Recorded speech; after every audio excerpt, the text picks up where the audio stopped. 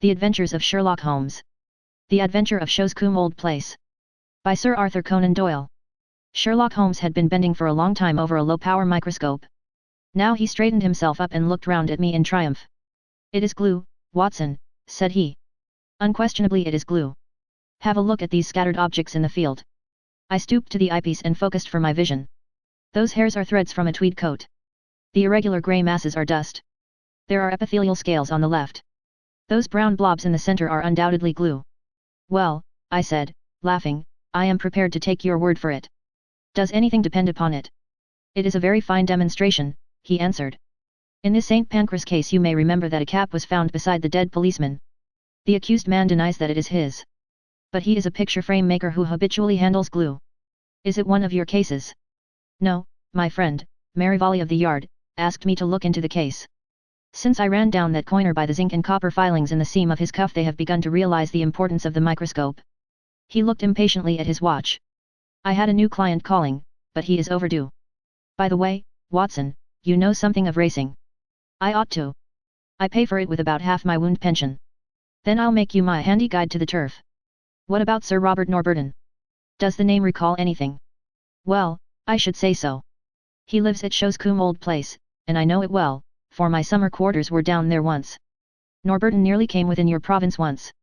"How was that?" "It was when he horsewhipped Sam Brewer, the well-known Curzon Street moneylender, on Newmarket Heath. He nearly killed the man." "Ah, he sounds interesting. Does he often indulge in that way?" "Well, he has the name of being a dangerous man. He is about the most daredevil rider in England, second in the Grand National a few years back. He is one of those men who have overshot their true generation.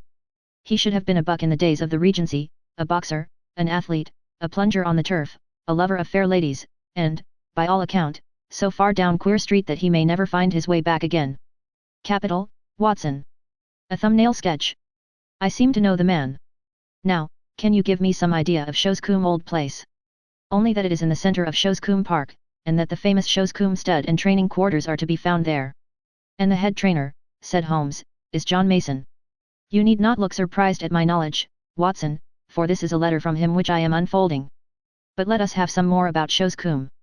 I seem to have struck a rich vein." "There are the Shoscombe Spaniels," said I. "You hear of them at every dog show. The most exclusive breed in England. They are the special pride of the lady of Shoscombe Old Place. Sir Robert Norburton's wife, I presume." "Sir Robert has never married." "Just as well, I think, considering his prospects.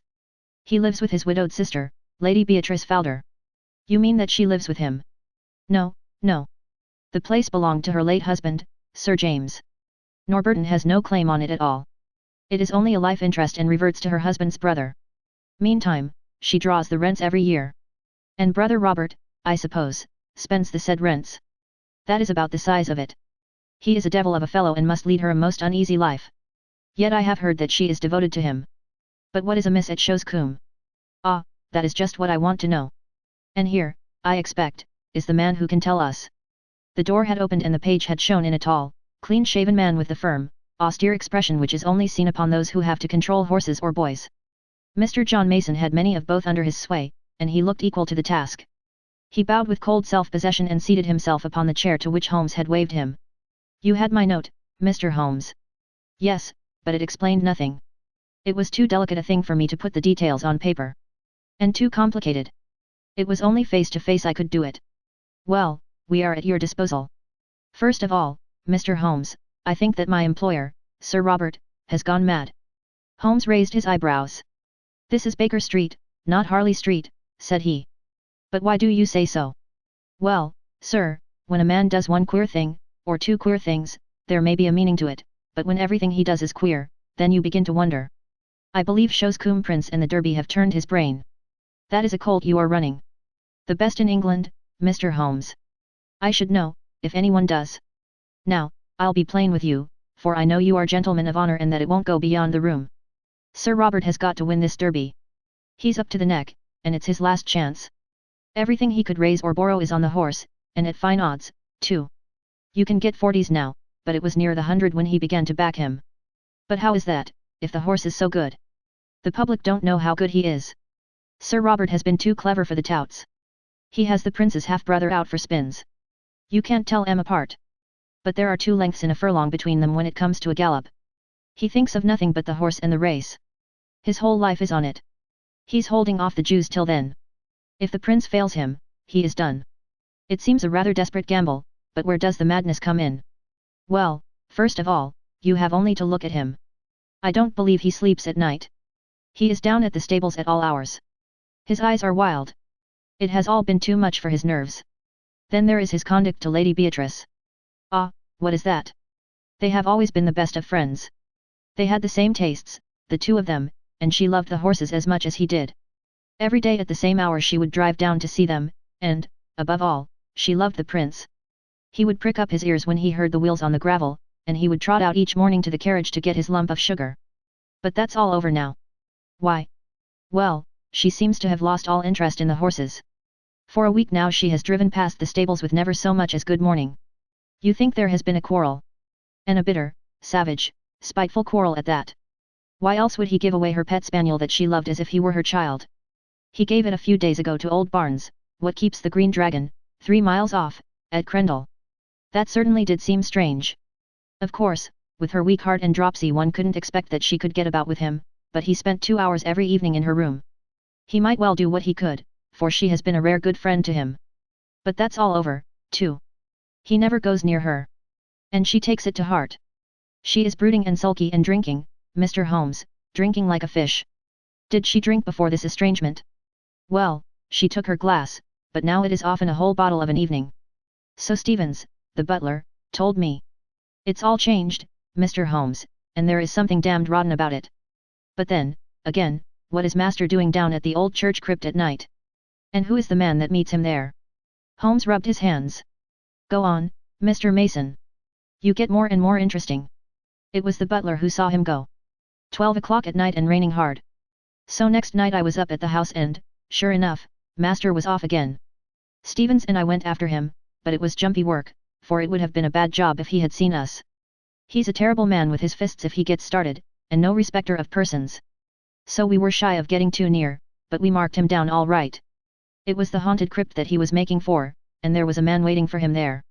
What is this haunted crypt? Well, sir, there is an old ruined chapel in the park. It is so old that nobody could fix its date. And under it there's a crypt which has a bad name among us.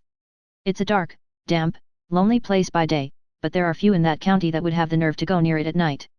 But master's not afraid. He never feared anything in his life. But what is he doing there in the night time? Wait a bit, said Holmes. You say there is another man there. It must be one of your own stab lemon, or someone from the house. Surely you have only to spot who it is and question him. It's no one I know. How can you say that? Because I have seen him, Mr. Holmes. It was on that second night. Sir Robert turned and passed us, me and Stevens, quaking in the bushes like 2 bunny rabbits, for there was a bit of moon that night. But we could hear the other moving about behind. We were not afraid of him. So we up when Sir Robert was gone and pretended we were just having a walk like in the moonlight, and so we came right on him as casual and innocent as you please. Hello, mate, who may you be, says I. I guess he had not heard us coming, so he looked over his shoulder with a face as if he had seen the devil coming out of hell. He let out a yell, and away he went as hard as he could lick it in the darkness. He could run, I'll give him that. In a minute he was out of sight and hearing, and who he was, or what he was, we never found. But you saw him clearly in the moonlight? Yes, I would swear to his yellow face, a mean dog, I should say. What could he have in common with Sir Robert? Holmes sat for some time lost in thought. Who keeps Lady Beatrice Fowler company? He asked at last. There is her maid, Carrie Evans. She has been with her this 5 years. And is, no doubt, devoted. Mr. Mason shuffled uncomfortably. She's devoted enough, he answered at last. But I won't say to whom. Ah, said Holmes. I can't tell tales out of school. I quite understand, Mr. Mason. Of course, the situation is clear enough. From Dr. Watson's description of Sir Robert I can realize that no woman is safe from him. Don't you think the quarrel between brother and sister may lie there? Well, the scandal has been pretty clear for a long time. But she may not have seen it before. Let us suppose that she has suddenly found it out. She wants to get rid of the woman. Her brother will not permit it. The invalid, with her weak heart and inability to get about, has no means of enforcing her will. The hated maid is still tied to her. The lady refuses to speak, sulks, takes to drink. Sir Robert in his anger takes her pet spaniel away from her. Does not all this hang together? Well, it might do, so far as it goes. Exactly. As far as it goes. How would all that bear upon the visits by night to the old crypt? We can't fit that into our plot. No, sir, and there is something more that I can't fit in. Why should Sir Robert want to dig up a dead body? Holmes sat up abruptly. We only found it out yesterday, after I had written to you. Yesterday Sir Robert had gone to London, so Stevens and I went down to the crypt. It was all in order, sir, except that in one corner was a bit of a human body. You informed the police, I suppose? Our visitor smiled grimly. Well, sir, I think it would hardly interest them. It was just the head and a few bones of a mummy. It may have been 1,000 years old. But it wasn't there before. That I'll swear, and so will Stevens. It had been stowed away in a corner and covered over with a board, but that corner had always been empty before. What did you do with it? Well, we just left it there. That was wise. You say Sir Robert was away yesterday. Has he returned? We expect him back today. When did Sir Robert give away his sister's dog? It was just a week ago today. The creature was howling outside the old well house, and Sir Robert was in one of his tantrums that morning. He caught it up and I thought he would have killed it. Then he gave it to Sandy Bain, the jockey, and told him to take the dog to Old Barnes at the Green Dragon, for he never wished to see it again. Holmes sat for some time in silent thought. He had lit the oldest and foulest of his pipes. I am not clear, yet, what you want me to do in this matter, Mr. Mason, he said at last. Can't you make it more definite? Perhaps this will make it more definite, Mr. Holmes, said our visitor. He took a paper from his pocket and, unwrapping it carefully, he exposed a charred fragment of bone. Holmes examined it with interest. Where did you get it? There is a central heating furnace in the cellar under Lady Beatrice's room. It's been off for some time, but Sir Robert complained of cold and had it on again. Harvey runs it, he's one of my lads. This very morning he came to me with this which he found raking out the cinders. He didn't like the look of it. Nor do I, said Holmes. What do you make of it, Watson? It was burned to a black cinder, but there could be no question as to its anatomical significance. It's the upper condyle of a human femur, said I. Exactly. Holmes had become very serious. When does this lad tend to the furnace? He makes it up every evening and then leaves it. Then anyone could visit it during the night. Yes, sir. Can you enter it from outside? There is one door from outside. There is another which leads up by a stair to the passage in which Lady Beatrice's room is situated. These are deep waters, Mr. Mason, deep and rather dirty. You say that Sir Robert was not at home last night? No, sir. Then, whoever was burning bones, it was not he. That's true, sir. What is the name of that inn you spoke of? The Green Dragon. Is there good fishing in that part of Berkshire? The honest trainer showed very clearly upon his face that he was convinced that yet another lunatic had come into his harassed life. Well, sir, I've heard there are trout in the Millstream and pike in the Hall Lake. That good enough. Watson and I are famous fishermen, are we not, Watson? You may address us in future at the Green Dragon. We should reach it tonight. I need not say that we don't want to see you, Mr. Mason, but a note will reach us, and no doubt I could find you if I want you. When we have gone a little farther into the matter I will let you have a considered opinion. Thus it was that on a bright May evening Holmes and I found ourselves alone in a first-class carriage and bound for the little halt-on-demand station of Shoscombe. The rack above us was covered with a formidable litter of rods, reels and baskets. On reaching our destination a short drive took us to an old-fashioned tavern, where a sporting host, Josiah Barnes, entered eagerly into our plans for the extirpation of the fish of the neighborhood. What about the Hall Lake and the chance of a pike, said Holmes. The face of the innkeeper clouded. That wouldn't do, sir. You might chance to find yourself in the lake before you were through. How's that, then? It's Sir Robert, sir. He's terrible jealous of touts. If you two strangers were as near his training quarters as that he'd be after you as sure as fate. He ain't taking no chances, Sir Robert ain't. I've heard he has a horse entered for the Derby. Yes, and a good colt, too. He carries all our money for the race, and all Sir Robert's into the bargain. By the way, he looked at us with thoughtful eyes, I suppose you ain't on the turf yourselves. No, indeed. Just two weary Londoners who badly need some good Berkshire air. Well, you are in the right place for that. There is a deal of it lying about. But mind what I have told you about Sir Robert. He's the sort that strikes first and speaks afterwards. Keep clear of the park. Surely, Mr. Barnes. We certainly shall. By the way, that was a most beautiful spaniel that was whining in the hall. I should say it was. That was the real Shoscombe breed. There ain't a better in England. I am a dog fancier myself, said Holmes. Now, if it is a fair question, what would a prize dog like that cost? More than I could pay, sir. It was Sir Robert himself who gave me this one. That's why I have to keep it on a lead. It would be off to the hall in a jiffy if I gave it its head. We are getting some cards in our hand, Watson, said Holmes, when the landlord had left us. It's not an easy one to play, but we may see our way in a day or two. By the way, Sir Robert is still in London, I hear. We might, perhaps, enter the sacred domain tonight without fear of bodily assault. There are 1 or 2 points on which I should like reassurance. Have you any theory, Holmes?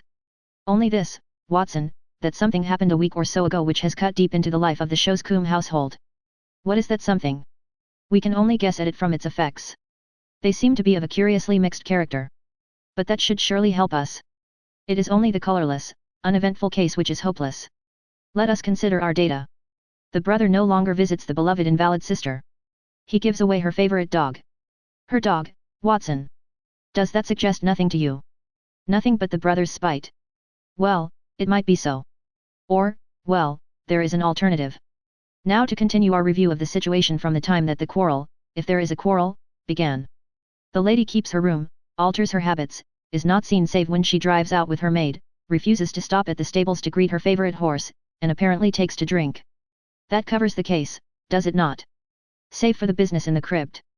That is another line of thought. There are 2, and I beg you will not tangle them. Line A, which concerns Lady Beatrice, has a vaguely sinister flavor, has it not? I can make nothing of it. Well, now, let us take up line B, which concerns Sir Robert. He is mad keen upon winning the Derby. He is in the hands of the Jews, and may at any moment be sold up and his racing stable seized by his creditors. He is a daring and desperate man. He derives his income from his sister. His sister's maid is his willing tool. So far we seem to be on fairly safe ground, do we not? But the crypt? Ah, yes, the crypt. Let us suppose, Watson, it is merely a scandalous supposition, a hypothesis put forward for argument's sake, that Sir Robert has done away with his sister. My dear Holmes, it is out of the question. Very possibly, Watson. Sir Robert is a man of an honourable stock. But you do occasionally find a carrion crow among the eagles. Let us for a moment argue upon this supposition. He could not fly the country until he had realized his fortune, and that fortune could only be realized by bringing off this coup with Shoscombe Prince. Therefore, he has still to stand his ground. To do this he would have to dispose of the body of his victim, and he would also have to find a substitute who would impersonate her. With the maid as his confidant that would not be impossible. The woman's body might be conveyed to the crypt, which is a place so seldom visited, and it might be secretly destroyed at night in the furnace, leaving behind it such evidence as we have already seen. What say you to that, Watson? Well, it is all possible if you grant the original monstrous supposition. I think that there is a small experiment which we may try tomorrow, Watson, in order to throw some light on the matter. Meanwhile, if we mean to keep up our characters, I suggest that we have our host in for a glass of his own wine and hold some high converse upon eels and dace, which seems to be the straight road to his affections. We may chance to come upon some useful local gossip in the process. In the morning Holmes discovered that we had come without our spoon bait for Jack, which absolved us from fishing for the day. About 11 o'clock we started for a walk, and he obtained leave to take the black spaniel with us. This is the place, said he, as we came to 2 high park gates with heraldic griffins towering above them. About midday, Mr. Barnes informs me, the old lady takes a drive, and the carriage must slow down while the gates are opened. When it comes through, and before it gathers speed, I want you, Watson, to stop the coachman with some question. Never mind me. I shall stand behind this holly bush and see what I can see. It was not a long vigil. Within a quarter of an hour we saw the big open yellow barouche coming down the long avenue, with 2 splendid, high-stepping grey carriage horses in the shafts. Holmes crouched behind his bush with the dog. I stood unconcernedly swinging a cane in the roadway. A keeper ran out and the gates swung open. The carriage had slowed to a walk and I was able to get a good look at the occupants. A highly colored young woman with flaxen hair and impudent eyes sat on the left. At her right was an elderly person with rounded back and a huddle of shawls about her face and shoulders which proclaimed the invalid. When the horses reached the high road I held up my hand with an authoritative gesture, and as the coachman pulled up I inquired if Sir Robert was at Shoscombe Old Place. At the same moment Holmes stepped out and released the spaniel. With a joyous cry it dashed forward to the carriage and sprang upon the step. Then in a moment its eager greeting changed to furious rage, and it snapped at the black skirt above it. "Drive on! Drive on!" shrieked a harsh voice. The coachman lashed the horses, and we were left standing in the roadway. "Well, Watson, that's done it," said Holmes, as he fastened the lead to the neck of the excited spaniel. He thought it was his mistress and he found it was a stranger. Dogs don't make mistakes. But it was the voice of a man. I cried. Exactly. We have added one card to our hand, Watson, but it needs careful playing, all the same. My companion seemed to have no further plans for the day, and we did actually use our fishing tackle in the mill stream, with the result that we had a dish of trout for our supper. It was only after that meal that Holmes showed signs of renewed activity. Once more we found ourselves upon the same road as in the morning, which led us to the park gates. A tall, dark figure was awaiting us there, who proved to be our London acquaintance, Mr. John Mason, the trainer.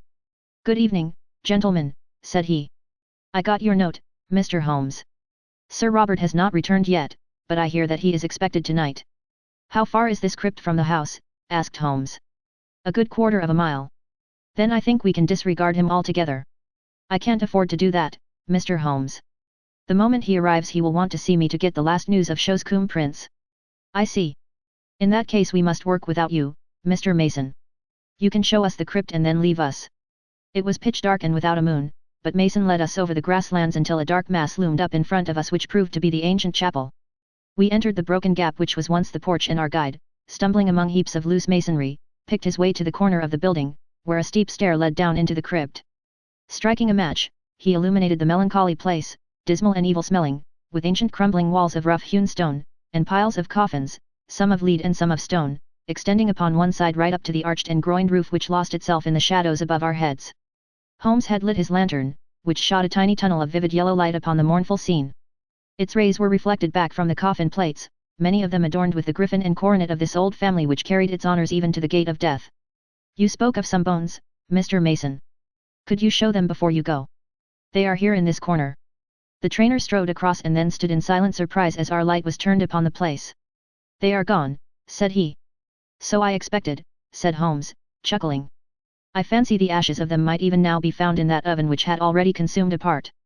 "But why in the world would anyone want to burn the bones of a man who has been dead 1,000 years, asked John Mason. "That is what we are here to find out," said Holmes. "It may mean a long search, and we need not detain you. I fancy that we shall get our solution before morning."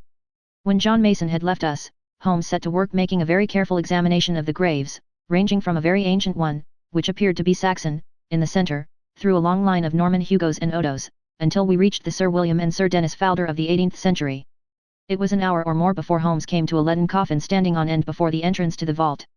I heard his little cry of satisfaction, and was aware from his hurried but purposeful movements that he had reached a goal. With his lens he was eagerly examining the edges of the heavy lid. Then he drew from his pocket a short jemmy, a box opener, which he thrust into a chink, levering back the whole front, which seemed to be secured by only a couple of clamps. There was a rending, tearing sound as it gave way, but it had hardly hinged back and partly revealed the contents before we had an unforeseen interruption. Someone was walking in the chapel above. It was the firm, rapid step of one who came with a definite purpose and knew well the ground upon which he walked. A light streamed down the stairs, and an instant later the man who bore it was framed in the Gothic archway. He was a terrible figure, huge in stature and fierce in manner. A large stable lantern which he held in front of him shone upwards upon a strong, heavily moustached face and angry eyes, which glared round him into every recess of the vault, finally fixing themselves with a deadly stare upon my companion and myself. "Who the devil are you?" he thundered. "And what are you doing upon my property?" Then, as Holmes returned no answer, he took a couple of steps forward and raised a heavy stick which he carried. "Do you hear me?" he cried. "Who are you? What are you doing here?" His cudgel quivered in the air. But instead of shrinking, Holmes advanced to meet him. "I also have a question to ask you, Sir Robert," he said in his sternest tone. "Who is this? And what is it doing here?" He turned and tore open the coffin lid behind him. In the glare of the lantern I saw a body swathed in a sheet from head to foot, with dreadful, witch-like features, all nose and chin, projecting at one end, the dim, glazed eyes staring from a discolored and crumbling face. The baronet had staggered back with a cry and supported himself against a stone sarcophagus.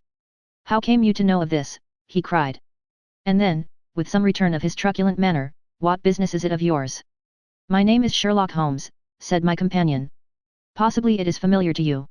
In any case, my business is that of every other good citizen, to uphold the law. It seems to me that you have much to answer for." Sir Robert glared for a moment, but Holmes's quiet voice and cool, assured manner had their effect.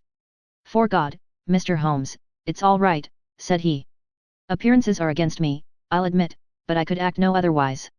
I should be happy to think so, but I fear your explanations must be before the police." Sir Robert shrugged his broad shoulders. "Well, if it must be, it must. Come up to the house and you can judge for yourself how the matter stands. Quarter of an hour later we found ourselves in what I judge, from the lines of polished barrels behind glass covers, to be the gun room of the old house. It was comfortably furnished, and here Sir Robert left us for a few moments. When he returned he had two companions with him, the one, the florid young woman whom we had seen in the carriage, the other, a small rat-faced man with a disagreeably furtive manner. These two wore an appearance of utter bewilderment, which showed that the baronet had not yet had time to explain to them the turn events had taken. "There," said Sir Robert, with a wave of his hand, "are Mr. and Mrs. Norlat. Mrs. Norlat, under her maiden name of Evans, has for some years been my sister's confidential maid. I have brought them here because I feel that my best course is to explain the true position to you, and they are the two people upon earth who can substantiate what I say." "Is this necessary, Sir Robert? Have you thought what you are doing?" cried the woman. "As to me, I entirely disclaim all responsibility," said her husband. Sir Robert gave him a glance of contempt. "I will take all responsibility," said he. "Now, Mr. Holmes, listen to a plain statement of the facts. You have clearly gone pretty deeply into my affairs or I should not have found you where I did. Therefore, you know already, in all probability, that I am running a dark horse for the Derby and that everything depends upon my success. If I win, all is easy. If I lose, well, I dare not think of that." "I understand the position," said Holmes. "I am dependent upon my sister, Lady Beatrice, for everything. But it is well known that her interest in the estate is for her own life only. For myself, I am deeply in the hands of the Jews. I have always known that if my sister were to die my creditors would be on to my estate like a flock of vultures. Everything would be seized, my stables, my horses, everything. Well, Mr. Holmes, my sister did die just a week ago. And you told no one. What could I do? Absolute ruin faced me. If I could stave things off for 3 weeks all would be well. Her maid's husband, this man here, is an actor. It came into our heads, it came into my head, that he could for that short period personate my sister. It was but a case of appearing daily in the carriage, for no one need enter her room save the maid. It was not difficult to arrange. My sister died of the dropsy which had long afflicted her. That will be for a coroner to decide. Her doctor would certify that for months her symptoms have threatened such an end. Well, what did you do? The body could not remain there. On the first night Norlet and I carried it out to the old well house, which is now never used. We were followed, however, by her pet spaniel, which yapped continually at the door, so I felt some safer place was needed. I got rid of the spaniel and we carried the body to the crypt of the church. There was no indignity or irreverence, Mr. Holmes.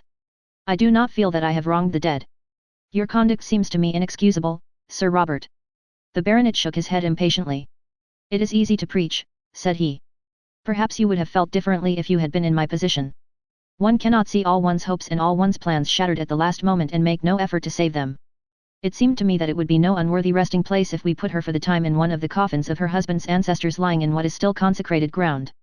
We opened such a coffin, removed the contents, and placed her as you have seen her. As to the old relics which we took out, we could not leave them on the floor of the crypt. Norlet and I removed them, and he descended at night and burned them in the central furnace.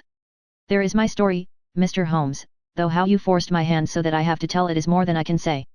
Holmes sat for some time lost in thought. There is one flaw in your narrative, Sir Robert, he said at last. Your bets on the race, and therefore your hopes for the future, would hold good even if your creditors seized your estate. The horse would be part of the estate. What do they care for my bets? As likely as not they would not run him at all. My chief creditor is, unhappily, my most bitter enemy, a rascally fellow, Sam Brewer, whom I was once compelled to horsewhip on Newmarket Heath. Do you suppose that he would try to save me? Well, Sir Robert, said Holmes, rising, this matter must, of course, be referred to the police. It was my duty to bring the facts to light and there I must leave it. As to the morality or decency of your own conduct, it is not for me to express an opinion. It is nearly midnight, Watson, and I think we may make our way back to our humble abode. It is generally known now that this singular episode ended upon a happier note than Sir Robert's actions deserved. Shoscombe Prince did win the Derby, the sporting owner did net £80,000 in bets, and the creditors did hold their hand until the race was over, when they were paid in full, and enough was left to re-establish Sir Robert in a fair position in life. Both police and coroner took a lenient view of the transaction, and beyond a mild censure for the delay in registering the lady's decease, the lucky owner got away scatheless from this strange incident in a career which has now outlived its shadows and promises to end in an honoured old age.